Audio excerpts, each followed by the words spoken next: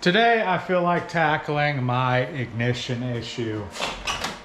So the problem that I'm having with this car is somebody cut this panel to put this beautiful $120 CD player in here. We needed to cut this 1964 dash up to, be able to reach my music like that, and instead of mounting it down here or in the glove box. This is what happened. The person that was installing this couldn't get this panel off. Guess they didn't want to trim the dash and this panel at the same time. So they ended up just cutting this panel, which is kind of a shame because that was the original panel. Just cut an original steel dash and an original panel to fit this junk Chinese piece of electronic, but whatever. That's where we're at. The biggest problem is you cannot get the ignition cylinder out on this car because this key will not go back to the lock position, which you need it to in order to put a pin inside of this hole to get this cylinder to come out. And that's the only way you can get this collar off of here. Well, not the only way, but it's the cleanest way. So the reason why is because this key is not the right key. It looks like a, correct GM key, but the ignition still turns over without the key.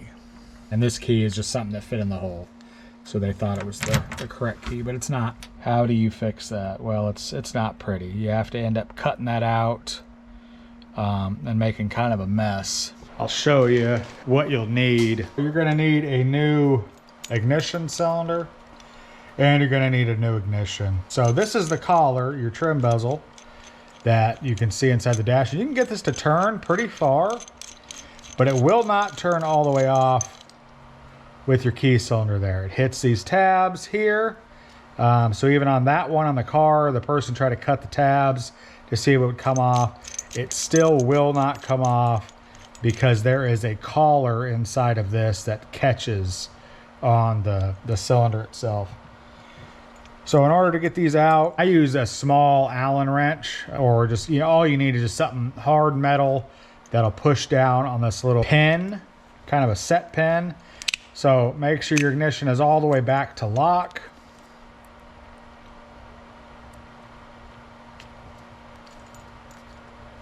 And then you'll feel that little detent pin. So that's the pin right there, and what you're doing is through this little hole in your ignition cylinder, you're pushing down on that pin, and you want to give a little pressure counterclockwise, and you'll feel it kind of give, and it'll just come right out. So if you got the correct key, this is really easy. You can do this right inside the dash, no problem. Stick your piece of metal through the hole, press on that little pin right there, and you'll feel it it has a spring on it. You'll feel it spring back at you. Press down on that, and then just counterclockwise that just a little bit, and this will pull right out. Super simple. But if you don't have a key, it gets pretty messy. So what we're gonna have to do is, and I'll show you that collar that's on the inside of this also, so you know what you're fighting. This bezel has a little lip inside of it towards the back, right where the threads are, and it will not slip over your cylinder. See it from the back side. That little ring catches around the metal lip of this, so you have to end up cutting this whole thing off, which damages your nut, and it's going to cut part of your ignition also. So that's why I recommend just getting the whole thing. They're not too bad.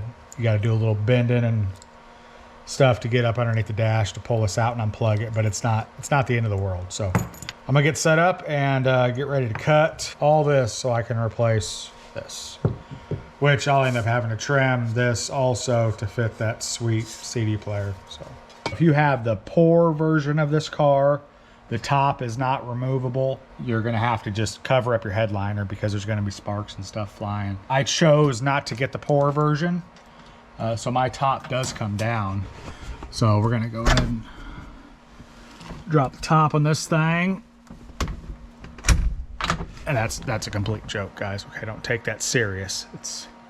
I got one over there I sawed the roof off of. So if this is your first time interacting with me, don't take that too serious. That was a joke.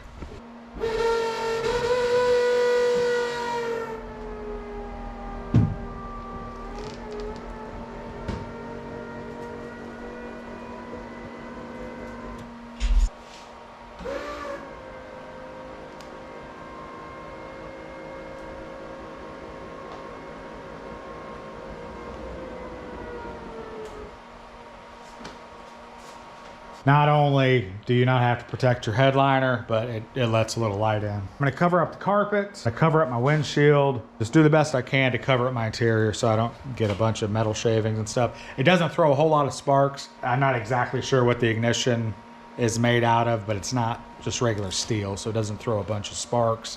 It's just a lot of metal shavings. So I got the windshield covered up, floor covered up decently. Got the radio taken out, and as you can see, it looks like they hired an attack beaver to cut the hole instead of just using some sort of cutting utensil. That's why I'm not a fan, man. Not a fan. So let's get to why we're here. Yeah, what's really nice is you got a lot of stuff in the way here. So what I'm gonna do is I'm gonna cut, since I'm replacing the trim piece, I'm replacing the ignition, all that stuff. I'm gonna cut straight through it instead of trying to shave it off. You can come in and try to shave it off. That's what I had to do on my chop top. The problem is there's a lot of stuff in your way. When I did it on my chop top, it didn't have any of the heater controls in there, so I had a little bit more open space and I made it happen, but I do not want to risk hitting my heater controls. So I'm just gonna take the cutoff wheel, cut this way, to actually cut the bezel off because it'll just break off in two pieces that way.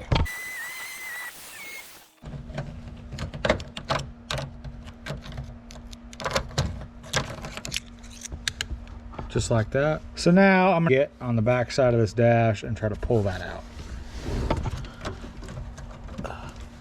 She's still hot. She is still warm. Burnt my flesh. That's gonna be nice. All right, I'm gonna give that a second to cool off because I'm gonna have to kind of manhandle that to get the plug off the back of the ignition, and then I'll come back. All right, the new ignition sitting in there. I still have to put the cylinder in, obviously, but I'm gonna have to do some test fitting of my panel, so I had to open it up for the CD player. But with this new ignition, this is the old one, you have to change out the plug, which is fun. So you have to, this is the original plug. The new ignition, the pins on it are slightly different. I can't remember exactly which one. I think these two here are closer together, and this guy is clocked differently. So I thought maybe you could get by with just turning this pin, but these being closer together really affects it and you're not able to use the factory plug. My plug had some issues anyway, so I wasn't too upset that I had to replace it. So just get comfortable being upside down and go to your happy place for a little bit because you're going to be there for a while. They have pins on the connectors. They have this little tab here, and you need to push that down through the front of your plug. You can see on the plug the little slot where that little prong slides into. So you want to just stick something flat in there on the side that has that notch and push down, and your wire will pull out. So some of them take a little kind of finessing. I just used a little pocket screwdriver. You could use anything really, a small Allen key like I used to take out the ignition cylinder would probably work pretty well too. I wasn't prepared for that. I knew they included the new plug with the ignition, but I thought, well, maybe in case you didn't have one. But no, they included it because it's not the same. Chinese. Everything's Chinese anymore. I ain't got nothing against China. I got nothing against the Chinese. But I really wish we could get back to making these parts here and have them be the same quality. I don't care if I got to pay a little more. I don't care if I got to pay a decent amount more. And that way I could buy this stuff one time and have it be done instead of saving $10 and having to buy it again in 6 months. I'm gonna keep doing a little test fitting, a little cleaning up, bring you guys back when it's actually ready to install.